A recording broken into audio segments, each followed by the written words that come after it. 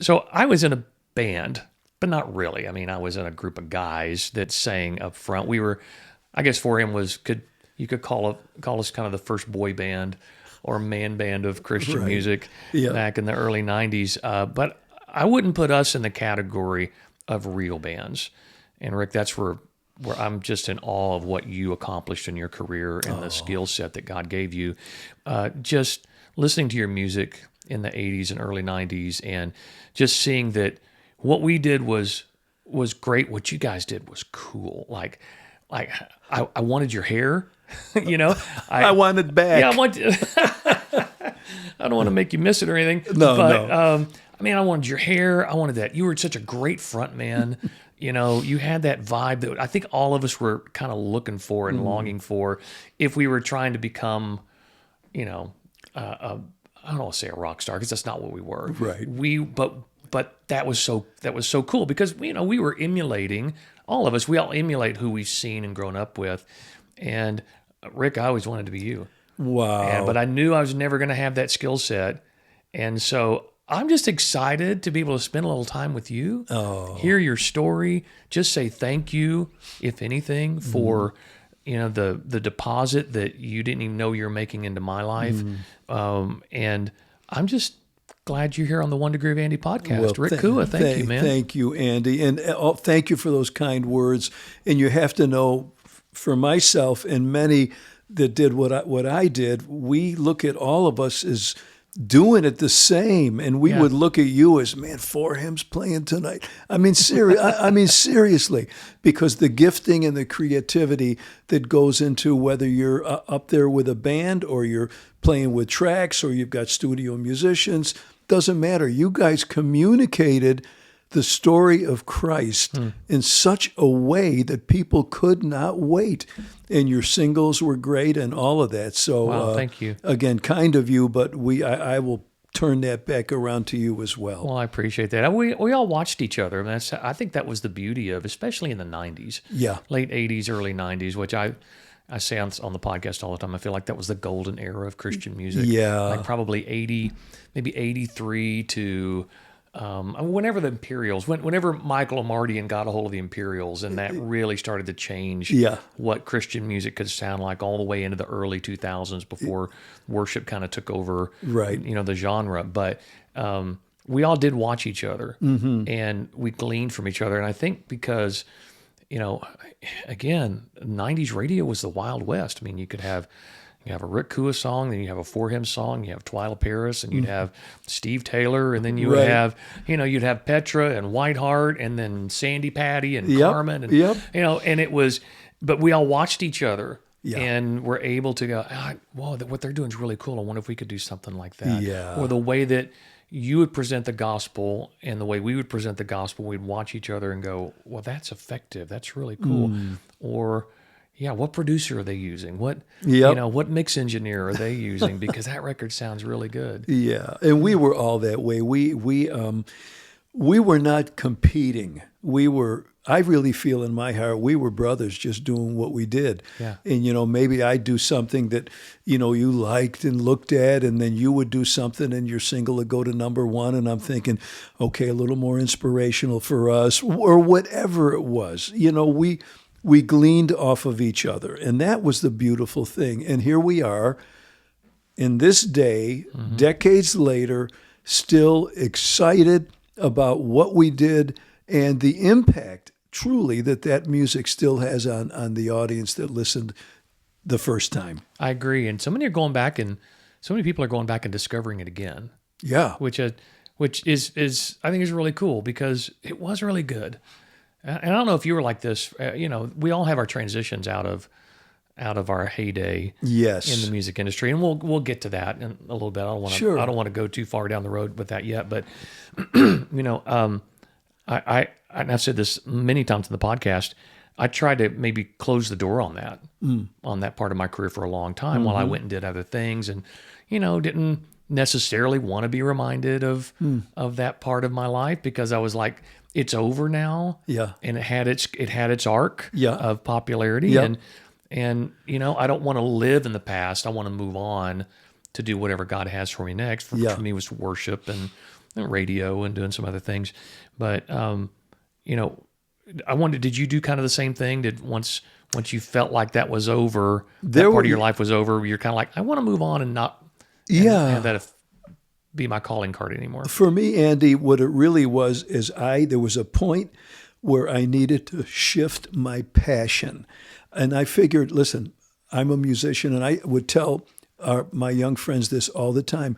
You will never stop being a musician, a singer, a songwriter, an artist, somebody that presents the gospel through music. That is in you. But there's a point where you can't pay your mortgage anymore. I'm just going to be realistic and say, now I've got to shift my passion. Right. And I would have people come to me. When I went to work at the only, I would call it day job I had ever in my life was about 5.5 years at EMI Christian Music Publishing. And when I took that job, and I was so grateful for it, and I loved it, but when I took that job, I would have a lot of young and my age musicians that were, as the industry would say, and not in a bad way, but we were past peak, right? And I would have them come to me like, how did you do it? How did you make this transition?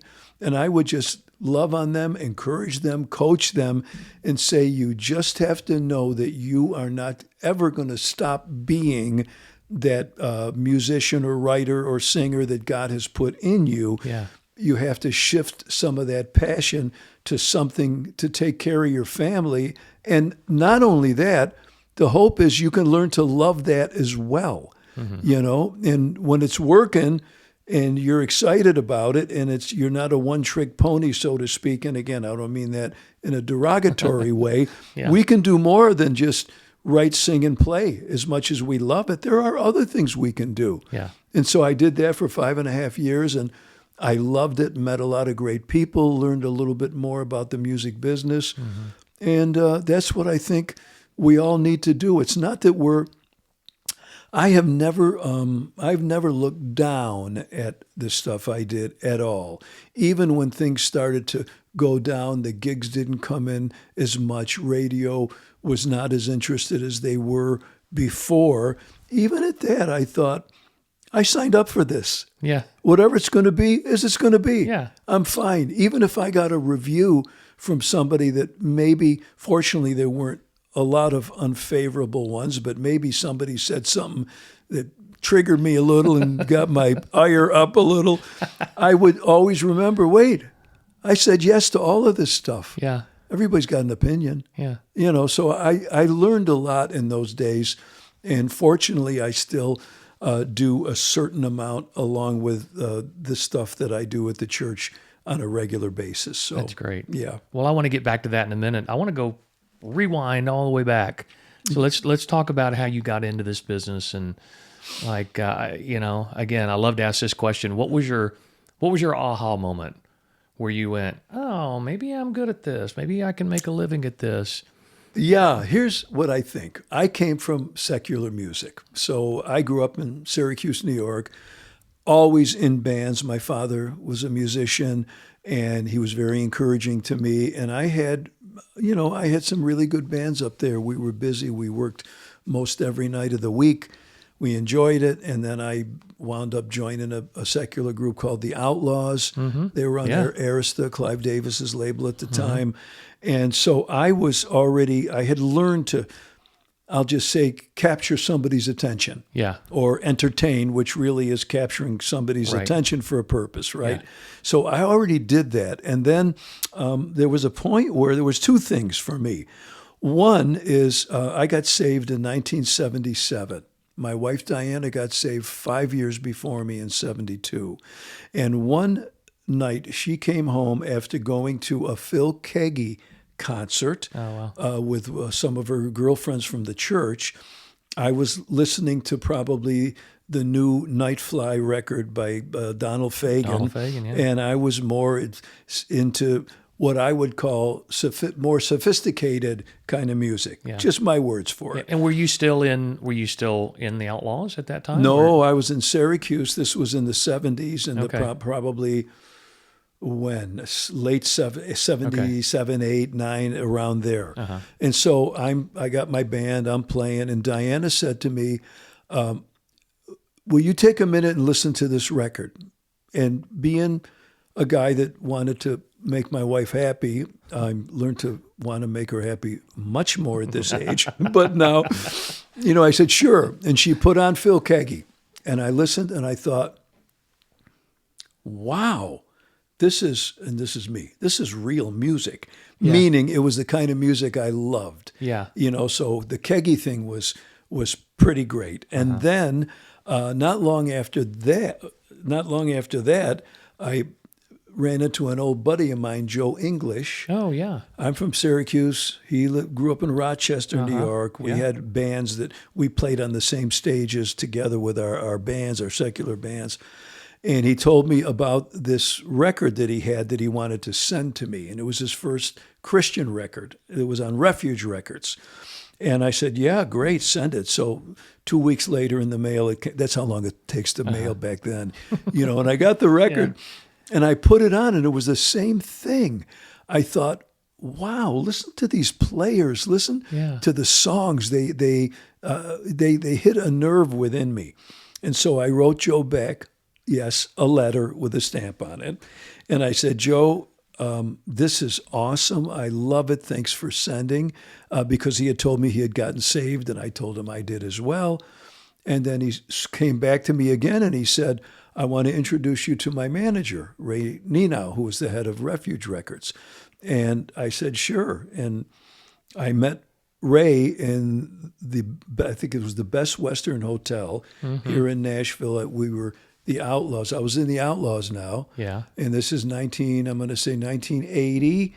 And we met in the hotel after the gig because we were playing a show with Black Sabbath at the arena. Oh, wow. And so I remember Ray came out and James Isaac Elliott, one of his writers, and become a lifelong friend of mine, and, dodging a few bottles or whatever was going on. They came out to the show. We went to the hotel 3 hours later. I had a record deal, a Christian record deal. Just on your own, as a solo artist? As Rick Kua. Rick Kua. Okay, back up a second. Yeah. You can't just throw down that you were playing a gig with Black Sabbath and move past that. Tell me, I got to know, obviously you're in a secular world that is not a Christian world. What was it like being a Christian and being in a band that's not a Christian band, but also like being on the road with some of these legendary acts that we know we hear about their exploits and all that kind of stuff. Right. Well, here's what it was for me.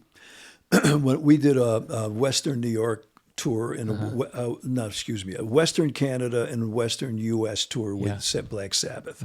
I think it was the Mob Rules tour, and we opened for them. And it was a little crazy until we realized that when we were in the hotel together and it's dinner time, and one of them would come down with his wife and he's got a sport coat on, and they're just regular, normal people doing their theater. That's really, they weren't like what some Christians might have thought. They were just regular people, and this was theater to them. Now, I will say that I don't know all of their personal stories. They may not have been where we felt we were with the Lord, or maybe some of them were and just trying to figure it all out while they made their living. So it was interesting. We toured with a lot of different bands like that, and I stayed with them for about 3.5 years. And it was we would call it the big stage, and it was just fun. I bet. Well, that's every musician's dream, right? Is to be on a big tour in front of big audiences, and just playing your music and getting that recognition. But then the transition to the Christian world is a different thing, because it's, especially in the early 80s. I wouldn't say Christian music in its infancy, but I mean, like, it wasn't yet rolling as big as it was going to get maybe in the late 80s, early 90s with the big tours and stuff. So you sign as a solo artist what happens then? Do you have songs already written? I mean, how did you sign the deal? Just on your ability alone, or did you already have songs written? I had a handful of songs. At this point, I had been saved like for 3 years. And I got all my writing buddies up in New York and my buddies in the Outlaws, whatever. And I wrote, I knew of the meeting I was going to have with Ray, and I'm thinking, man, I better put something on a cassette if we get to that point. Yeah. And I had several songs. One was called You Can Still Rock and Roll. And, you listen to this stuff, and it's very period.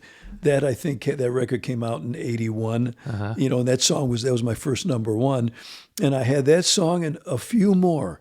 And I think, in fairness, I think Ray from the label was, if not more, as interested in my platform with my secular band, the Outlaws, because it was Gold Record Band, and we did a lot, and didn't have social media or that in those days, but we were one of the bands, But I played it, and he liked it, and we talked about the contract, and this is March. And I said, well, great. I said, well, yeah, I'll write the rest of the record, and thinking, well, I'm going to have to write the rest of the record, And I said, well, Ray, when do you want to record this? And he said, well, it's spring now. Let's do it in this early summer. And I'm thinking, yeah, like in a couple months? Yeah, literally. It was like in maybe 3 months. So obviously you got to build a team. I mean, you can't just, right. You've got to have some people around you to help you put this thing together. So where did you start? Yeah, I started with before the Outlaws, all the musicians in that central New York area, they were all my buddies. I had played with most of them, one gig or another, whether it was a rock and roll thing or a club or a wedding or a bar mitzvah or whatever it was. So I'd gather my musicians that were my guys.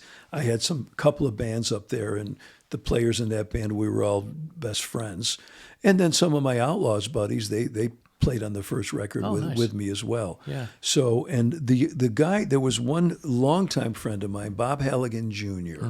Bob was from Syracuse, still is, and he had a band called Cayley Rain, a Celtic rock band, which we can talk about in a minute if you wanted to. Bob and I managed his band called Steak Night in 1974. They went to a university up there, not Colgate, Hamilton, one of the colleges. And every Saturday night was steak night. So, of course, they named their band Steak Night. It was the easiest thing to do. Bob is an amazing friend and writer. Everybody from Cyndi Lauper, Judas Priest, Cher, on and on and on, a hit songwriter. And he and I wrote most of the stuff that, I'd say the vast majority of the stuff that I have had recorded over the years. Of course, there's other guys, Tom Hamby, Dave Perkins, some of my other friends, a number of them. But Bob and I, the Kua Halligan piece was pretty big. I'd get the chorus and the theme and what it is, and we would put our heads together, and he'd do his beautiful thing on it, and before you know it, we had a great song, and we wound up with 6 number ones out of that. Wow, and that's a piece that a lot of people don't understand is that, for us, it was a guy like Dave Clark, who, you're not going to know his name above Don Cook, probably, who we were kind of talking about off before we started this, and Don just passed away. We were at his funeral, but Dave was like that little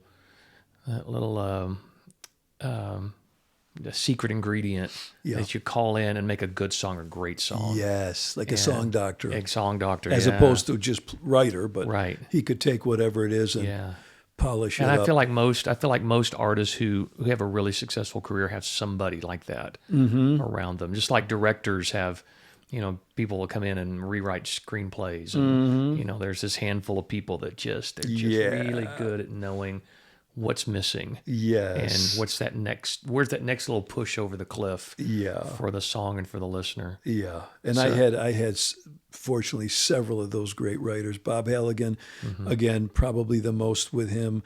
Dave Perkins, Robert White Johnson, Tom Hemby, just a number. And I'm probably, if one of you guys are listening right now and I missed you, I'll buy you a nice meal next time you come to town. But You're going to get a phone call. I'll tell you.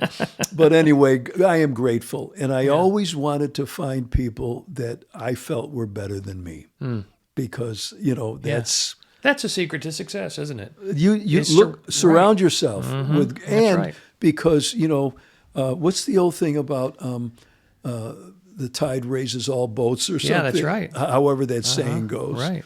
Yeah, so those were good days, and I cherish that. So, go back to Kaylee Rain. You said there's a story there. Yeah, well, Bob started a Celtic rock band back in 90, 4, 5, 6, and I was in it and helped him get everything going. Yeah. Myself, Tony Hooper, Cactus Mosier. I don't know if you know Cactus. I know the name. Yeah. Yeah, he a dear friend, and it was we had a bagpipe guy, a tin whistle guy, we had a fiddle, we had a button accordion guy, and a severe rock rhythm section. And it was called Kaylee Rain. And he and we wrote a handful of songs. One that we wrote that got a lot of attention was called That's All the Lumber. And that got a couple of good cuts with folks. But it was great. We used to play downtown Nashville at Sherlock Holmes Pub on Elliston Place every Thursday night. And it was a ball. So that was a great experience to get to do with that with Bob. Bob has continued on. Obviously, I didn't have the bandwidth to continue to be in that band and do all the other things, but we're still dear friends. And for any of you listening, look up Kaylee Rain. I think you'll love that I'm going to listen to it tonight. Do it, yeah. So it sounds like, let's go back. You were able to do a lot of really cool things, but let's go back to the genesis of your Christian music career. Yes. And because it had to be a little bit of a culture shift for you and a culture shock to go from the Outlaws and playing in arenas and stadiums with all these big acts to now being on your own, trying to find an audience, trying to find a song for radio. Yeah. And how was that for you the first few years? It was. I knew that's where I was supposed to be because I figured, like I bet a lot of us have figured this, if we got 90 minutes with an audience, we want to leave them with something that makes them feel better than when they showed up. Yeah. And with the secular bands, it was great. They'd come in all crazy excited, but when the music ended, it's almost, I'm exaggerating, but it's almost like they'd kind of be a little downcast and now the party's over and they just leave, as opposed to you do a Christian show and they're wide-eyed, even wider than when they came in maybe, So we wanted to, I wanted to do that, but it was, the difficult part was, in those days they were picketing rock. It was not unusual to be in, I'll just throw out a state, Texas, and they're out there with picket signs walking around the building. Or you're doing a rock date and I remember one night these two women, lovely sisters, lovely women, and they literally had white, long kind of dresses on. I'm not being disrespectful at all, but they came up to me and they said, "Brother, can we talk to you?" And I said, "Yeah, sure." It was in the day where maybe you'd wear a couple sweatshirts and one was cut up a little. Yeah. So one was red and the other was black. And they said, "I don't know if you know this, but you've got the devil's colors on." Gosh. No, I'm serious. Oh no, I know these stories. Yeah, I know you do. I can tell you a few myself. Yeah. But I kind of listened, and I just loved on these women, and I said, "Let me tell you why I'm here." And by the time our little 5-minute conversation was over, I really believe they got it. Yeah.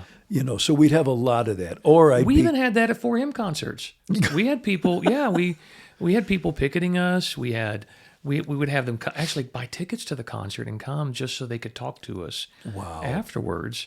And it was, a lot of the Bill Gothard teaching. Oh boy! And that was, where, there's a documentary I think on on Prime that you can watch about the Bill Gothard stuff. But I know a lot of people that were in that, and you talk about the wearing red and black. Well, that's the devil's colors. Well, we were told that if you're playing in 4/4 instead of 3/4, that's the devil always adds something to God's design. Yeah, I had a friend that gave my wife and I tickets for the Bill Gothard conference here in Nashville in the 80s. Did you go? Half a night. And then I just very stealthily, we had to leave because of some of the things we were hearing we just couldn't abide by, Some of it's very logical. You go through some of that teaching. And again, I have people that are very close in my life that went through all of that. And I'm like, it's very logical, but there's that. There's, if you're discerning enough, you're gonna, something's not right here. Something's a little bit off. Yeah. The expression, eat the meat, spit out the bones. Yeah. Listen, this man, like many, has helped so many people. I would never say a bad word. I'm just saying that for us, there were things where we realized we maybe weren't going to receive it the way it was intended to be received. So rather than sit there, we just, But I like what you said, that you didn't just blow these people off. Because, never, no. But that, to me, I mean, I'll be honest with you, just in my personality is, I kind of make quick decisions in my mind. Just kind of like, you're wrong, I'm right. We're not going to talk about it. Yeah. But I love the fact that you said you talked with them and heard their side of the story and loved them through that because they are brothers and sisters in Christ. They meant well. Yeah, they did. And they were concerned for you. I mean, that was the thing, is that that's what I found out about a lot of these people that would come and protest our shows or picket our shows, or would come in and hand us pamphlets afterwards and tell us that we were. Well, some people told us we were going to hell. Yeah, or that we were leading kids to hell. Yeah, that they really were trying to do what was right. They meant well. They did, and I could never judge their relationship with the Lord or salvation, any of that. But honestly, Andy, I'm telling you the truth. That was my favorite part. When somebody was, what I would say, had no understanding of why we were doing what we were doing and the good that it would do in the people that it was meant for, when I could have a minute with them and love them, and I would see a change happen. Now, every now and then there'd be somebody who's going to stay hard all the way, and I'd love them as well, because listen, we're all on this planet together, and God forbid I either mess with God's anointed or make a judgment just out of my own flesh, I think that's what I really admired about guys like you, Rick, that I didn't have the experience of, was you came from the secular world into the Christian world. You saw the difference in where you wanted to go and what you felt like God was calling you to do. I was, for lack of a better term, I was born into it. I was born into a Christian home. I got saved as a kid. Yeah. I sang the hymns in church, and then I discovered Christian music, and I'm going to go do that. Yeah. It wasn't really a night and day choice for me. It was kind of a gradual thing of like, then I'm going to do this and this and this.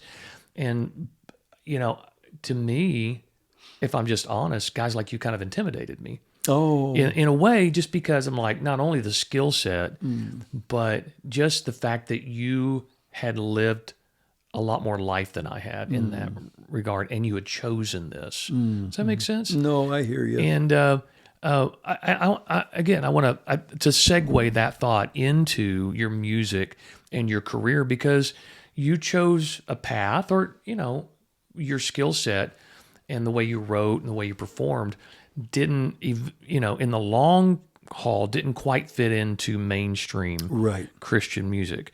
And so I've had a lot of artists on here that was their, I mean, in an extreme way, the 77s. Yeah. I had Michael Rowe on to talk about their career, and couldn't be farther from the center of Christian music in the day, but made fantastic music. Yeah. Fantastic music, and influenced so many other artists. They have to be talked about in the foundation Yes. of what we call the glory days of CCM. Yep. I feel like that's the way I see you, Rick, in your band and what you wrote. So walk us through just a little bit how your career unfolded in the scope of where Christian music was going. Yeah. Well, for a while there, you made a gesture with your hand earlier of the going up the hill. Now you're on the top of the hill, and then you're on the other side. So during we hung in there because we saw kids getting saved every night.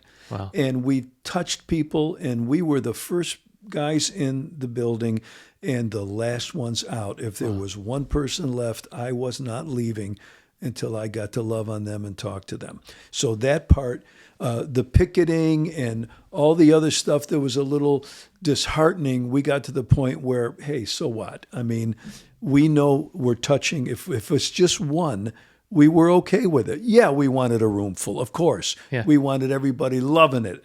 But we knew we were doing God's work. So you had an evangelist spirit. Oh, it through was this whole every run. night, altar call always. Oh, I love that. And we made sure that there was going to be follow up for the kids, and because it was a big deal. That was really why we were there. Yes, we hope we could sell some CDs and put gas in the truck, but but not only that, and have that they let them carry God's message away with them on that CD. Or on the T-shirt, what was written on the T-shirt, like we all did, right? Yeah, that's right. And so there was that part. And then it got to where Christian rock was it was more accepted. And for me, there was a number of songs that I think would be more edgy. Of course, in those days, Willie George Ministries, I don't know if you remember Willie George. Okay, hang on a second. So Willie George hired me in 2005 to be his worship pastor at Church on the Move. Really? Yeah. So I mean, so you know them well. Oh yeah. Yeah. So they did, and for all you musicians out there that are trying to, mortgage the house to do a music video, let me just to make you a little envious. In those days, we went to do the Willie George Fire by Night show, and we did it 5 times, and every time we went, they would fly us in, and we'd do the show. And we do a music video for free. And so all my videos were done with Willie George. Stephen Yake? Stephen Yake, absolutely. I mean, this was in the beginning of those days for him where he was on staff there.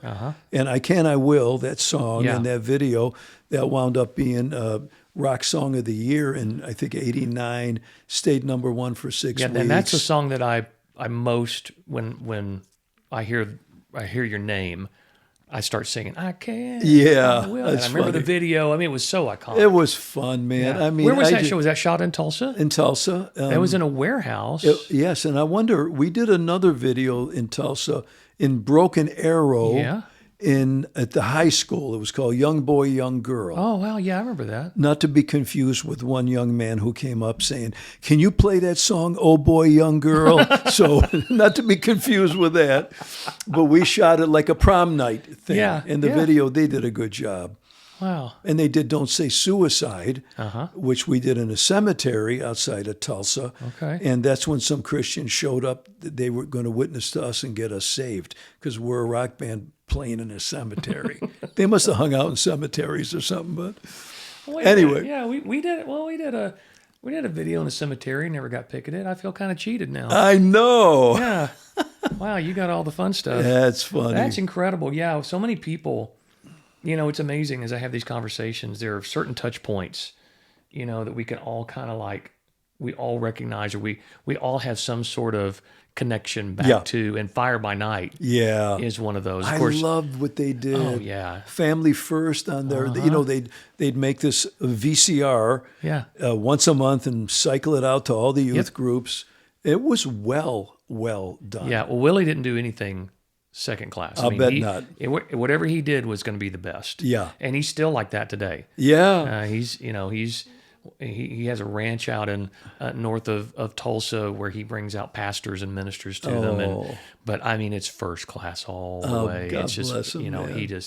he's one of the most wonderful men Yep. that I've ever had in my life. And, love and that. I think the world of him. Now, how about That's Blaine really cool. Bartell? Did you know Blaine? I know Blaine very well. Yep. Blaine was there when Blaine's we got were a there. great story. I don't know if you know it, but I would recommend his book, Death by a Thousand Lies, I think. Oh.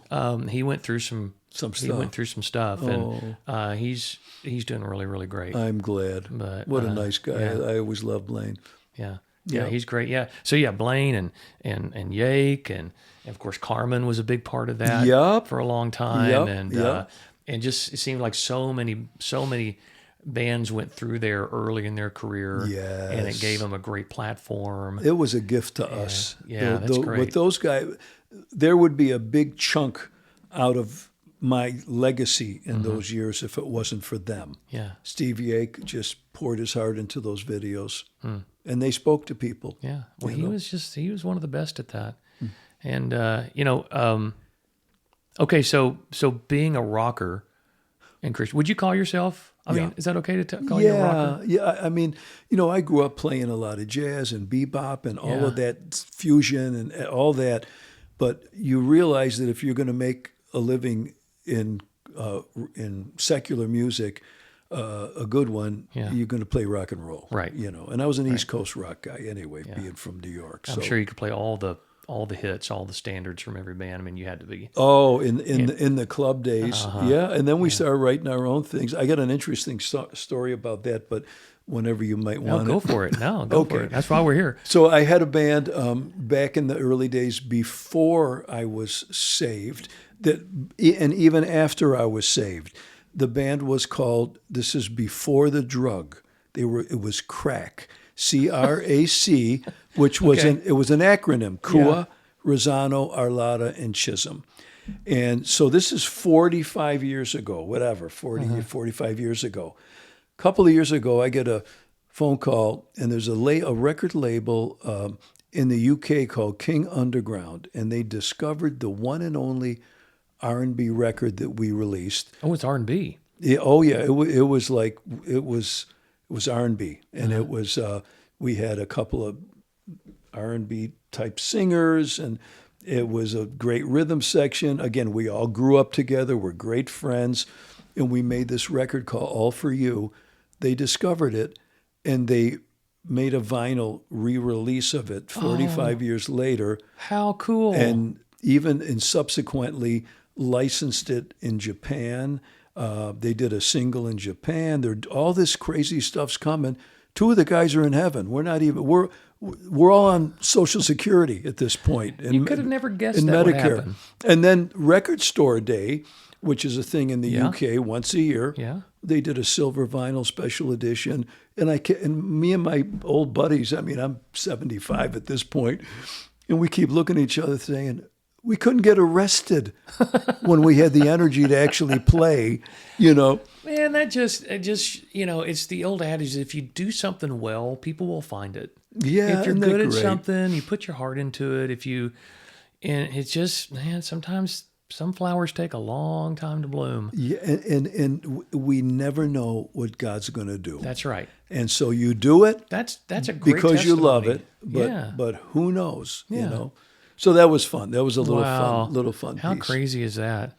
Well, tell me. I want to know who you used to tour with. Like, who were your buddies that you hung out with, and back in your heyday of touring and being out on the road, and of course Black Sabbath people we did dates with. The Tubes, we toured with ZZ Top. Yeah. Before the plane crash and before I joined Outlaws, they were out with Leonard Skinner. And we did Molly Hatchet, Marshall Tucker, Blackfoot, Allman Brothers, Rod Stewart. I mean, there's Joan Jett. There was a lot. Wow. It's hard to pull all the names out. But whether it was a tour or a festival or one-off thing, that had to make you a better musician too. Oh, it was great. Not just to be around them, but feel like you've got to hold your own, and Yeah. you don't want to embarrass yourself. I've felt that way. Oh, of course. Being around just really great vocalists, and Yeah.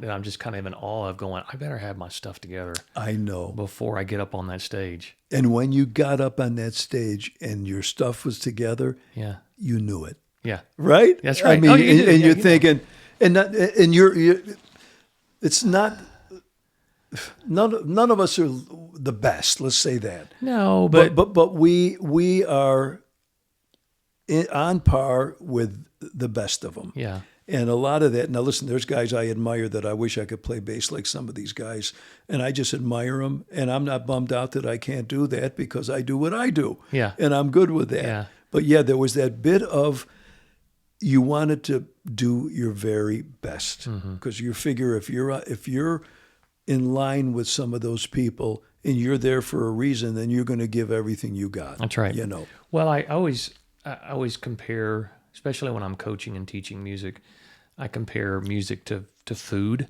Like, I feel like it's a really good parallel, that everybody has a taste, but there's things that transcend taste. Where you're like, I'm not really a mushroom guy, but if a mushroom's prepared like that, and it's it's like the best in the world, of course I'm going to try it. And I respect it. And that's the thing too, is you don't want to be the one dish on the buffet that everybody's like, I don't know about that. Yeah.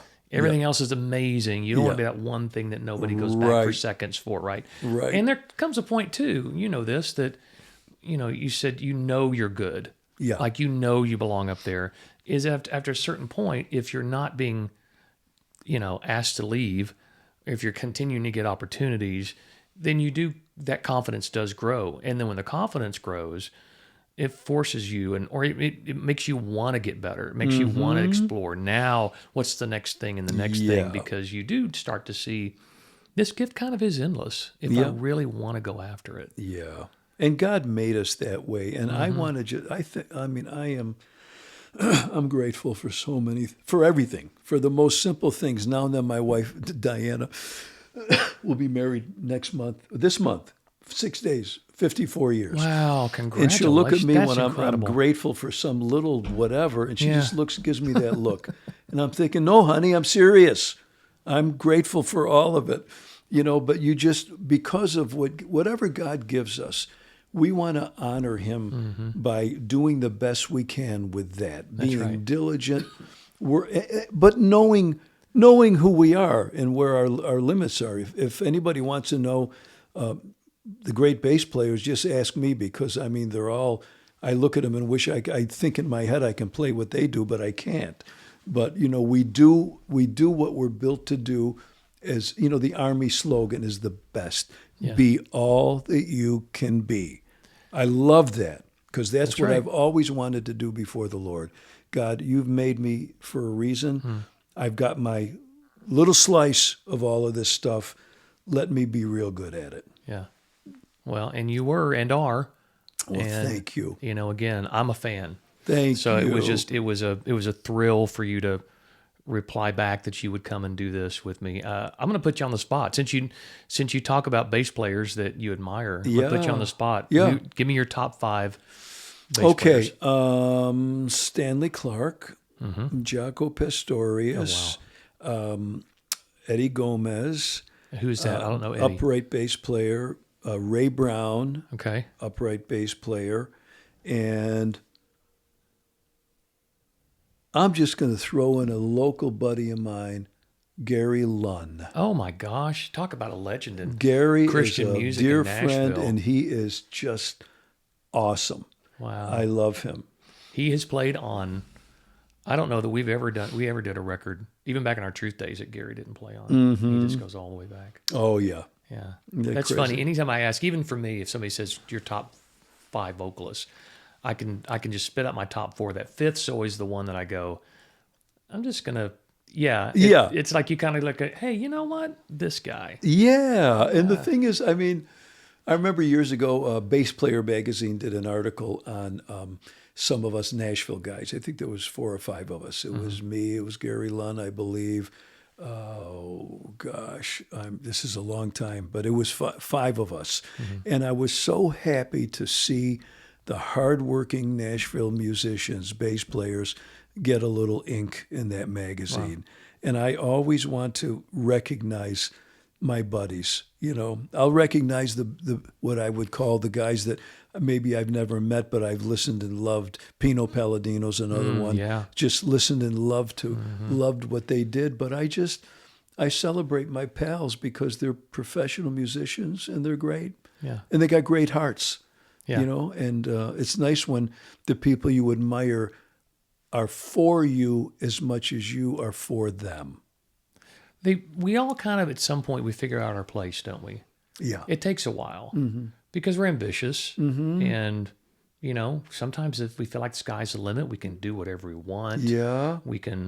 I'm done with that and I want to go do that. But at some point, don't you feel like we kind of settle in and go, this is what God created me to do, and I did it. And, yes. And I'm happy with that. Yeah, I'm the same way. And the idea, Andy, of legacy has been a big thing. When I turned 70 and I started getting into those years, I thought, I've got all these records and different things, and praise God for that. And that's going to outlive me, you know, and as long as people can still know how to play a CD anyway.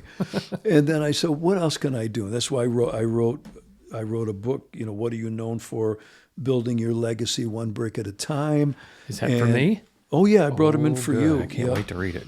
And along with a little companion 31-day devotional. So I've got a couple other things in mind that to me would be part of something I can leave behind. Yeah. You know, and I would say to you or anybody listening, you know, in a lifetime, God's going to show all of us a bunch of stuff. And if it's only for our family, but it will be for more than that. Yeah. But if it was only for our family, once we close our eyes and go to heaven, unless they know every ounce of history and every bit of wisdom God dropped in our hearts, that's going to be gone. Yeah. You know, so I just encourage people, leave something. I love that. Along the way. I love that. Well, and obviously you're going to leave your music.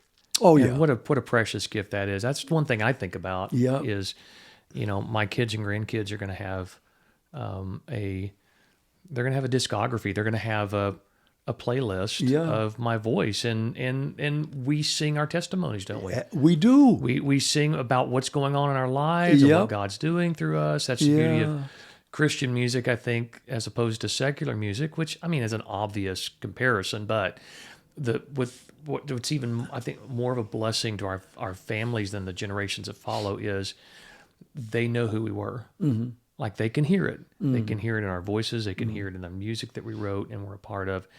And again, going back to Don Cook, who passed away, and just a few weeks ago, as we're recording this, and we were just at his funeral, Dave Clark got up and said, you know, one of the last things that Don told him before he passed was, "I wish I could leave something more for my family." Mm. And Dave said, "Look at the gift you've already given with all these songs that you've written. Yeah, they have a window into your soul that most people are not going to have of their father or grandfather." Yeah. And I do think it's a real gift for us, no matter what path our career took. Mm-hmm. Even if we just did one record, mm-hmm. you know. But you know, for us, we have a body of work that we can share with the generations that follow. They get to see us, you know, living out the dreams that God put in our heart. Yeah, exactly. And it's and again, we can share it with the world, but you're right. It's a real gift for our families. Yeah. That's a good thing. We've our lives go on, but if it stopped right now, we've had a real good life.